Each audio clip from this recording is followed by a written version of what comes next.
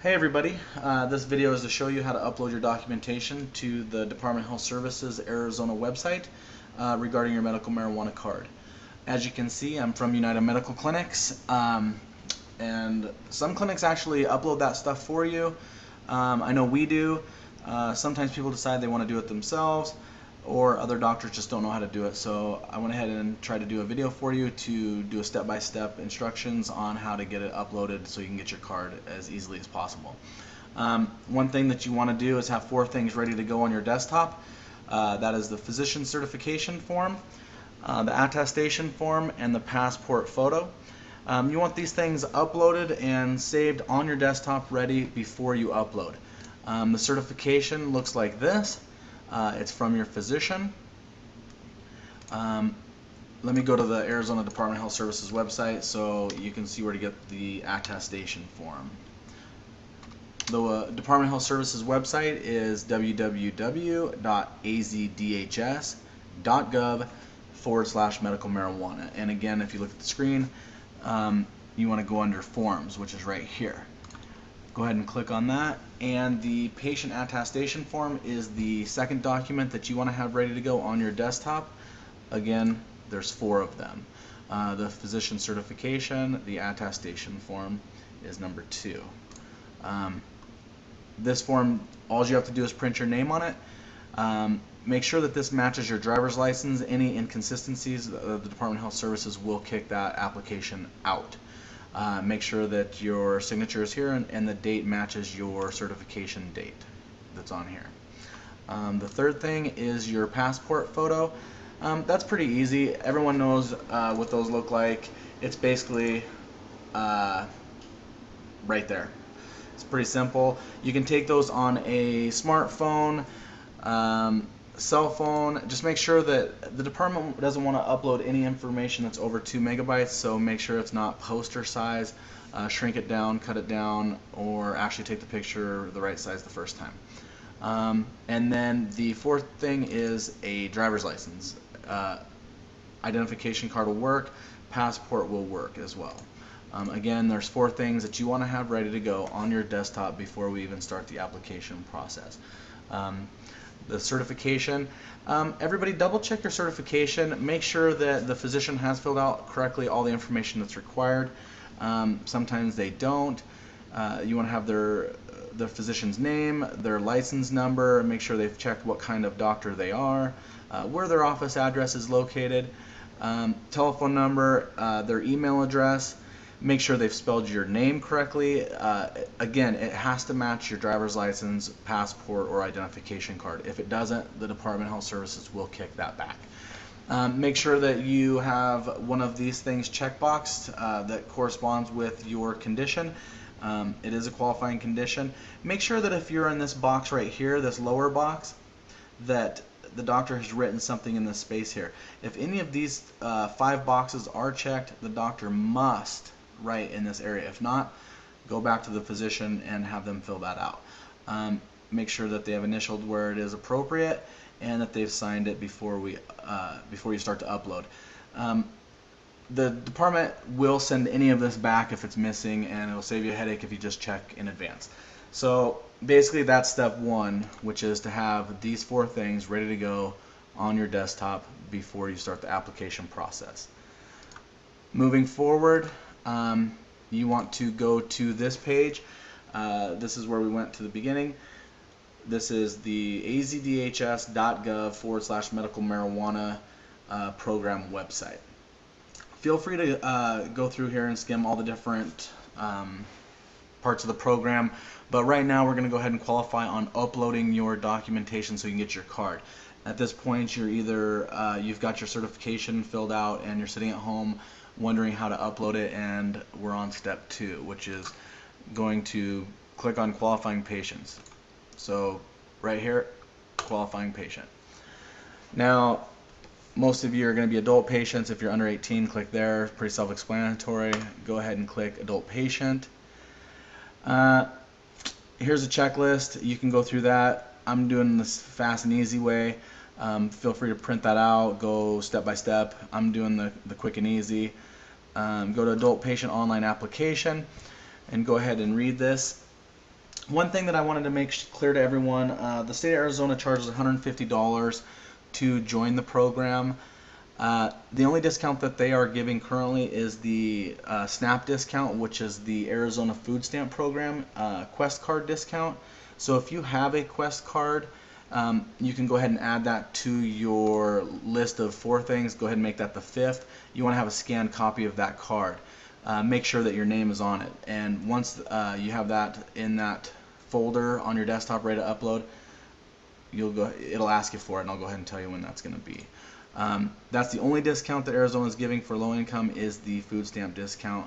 It's right here. So go ahead and click I agree. So if it's a new application, if you've never had your card before, this is where you want to click. If you've had your card before, click here.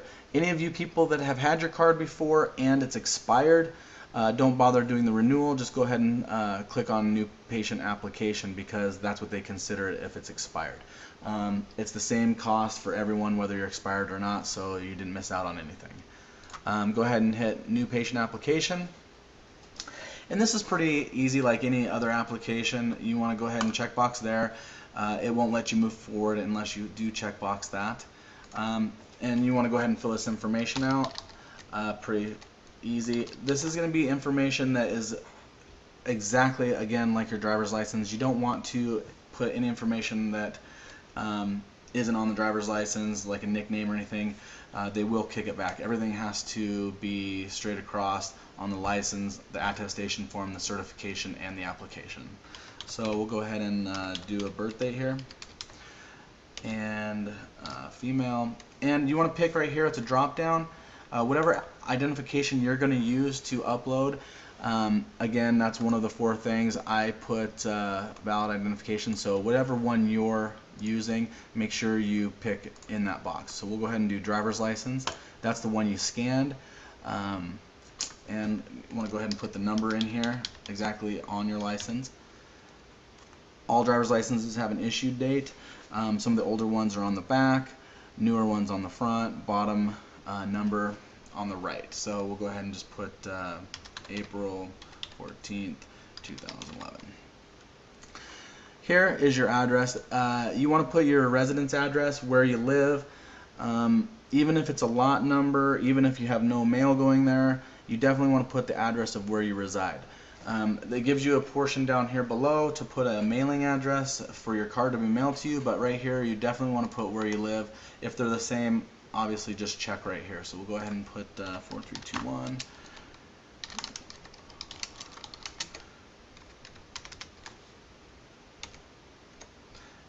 Phone number.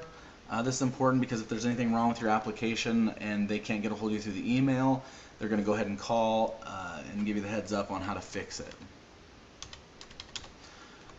Again, right here, you're going to want to put this email address in here, and you're going to want to check it at least within 24 to 48 hours, because the department is going to issue you an email that shows that they've received your application and it's approved or disapproved. Don't worry, they approve everyone that submits it, as long as all of your information and your certification and your driver's license and everything matches correctly. So go ahead and put an email address in there. If it's the same address that you want this card mailed to as above, just go ahead and checkbox there. If it's a P.O. box or something, enter it there. On the physician information, you want to make sure and put this exactly how it shows on the certification. So right here, it's pretty much exactly how it's listed. The application is, sorry about that, patient's physician name, right here, everything corresponds with the online application, so make sure all that's included. You want to make sure, this is really important, that whatever checkbox is listed here, that you click in here. So we'll go ahead and just put Crohn's disease, and make sure that if the doctor did write anything in that portion that I was talking about, which is right down here, that you go ahead and type that into the application in this box here. If you don't, again, they will kick it back. They're real sticklers on making sure that these applications are submitted correctly, and they'll keep kicking it back until you get it right. So here is a caregiver information. Now, if you don't know what that means, and you probably haven't been approached by a caregiver or someone that wants to caregive for you, If you just want to list their information here, you can read more about that at that home page and click on caregivers, but for right now we're going to keep moving on. Request to cultivate. If you want to cultivate plants, you can go ahead and check box that. Make sure that you read the rules and regulations on cultivating. I don't want to see anybody get in trouble by doing something that they're not supposed to. They're pretty clear on exactly what you can and can't do. So right here, any of you SNAP participants that get food stamps, that discount, you want to go ahead and check box there. If you don't check box there, you cannot go back and edit the application. You'll have to start back from the beginning to get that $75 SNAP discount. But for most of you that don't have the food stamps, just go ahead and leave it unchecked, and we're going to go ahead and hit save and move forward. Hang on, I need to fill out this information. It will not let you go forward unless you fill out the info.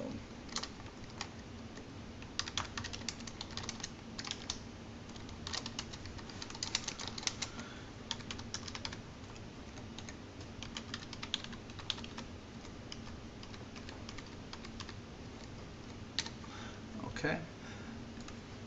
So if you get that error, it'll tell you exactly, you can see it just wanted that information there.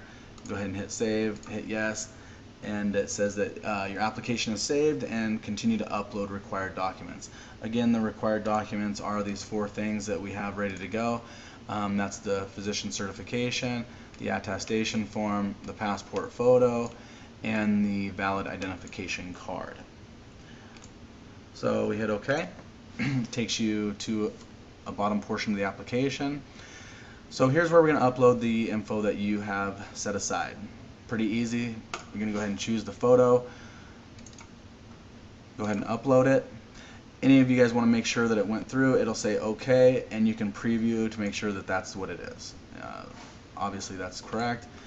Moving forward, valid ID, upload, attestation, upload, and the certification, upload. And once you hit confirm, that's pretty much it. They're going to want you to go ahead and pay the $150. They only accept Visa and MasterCard, credit or debit. Once you enter all this information and hit continue, it'll go ahead and debit your account immediately. One thing I wanted to remind everybody is once you get past this pay portion, it will give you a chance to print the application document. You might want to go ahead and print that for your records. It'll give you an application identification number that you should keep for your records, so if there is any issues with your application, you'll have that for reference. So again, this is United Medical Clinic, and I just want to do this video to help you guys upload your documentation. Feel free to email us at info@unitedmmc.org if you have any further questions. I appreciate your time. Thanks.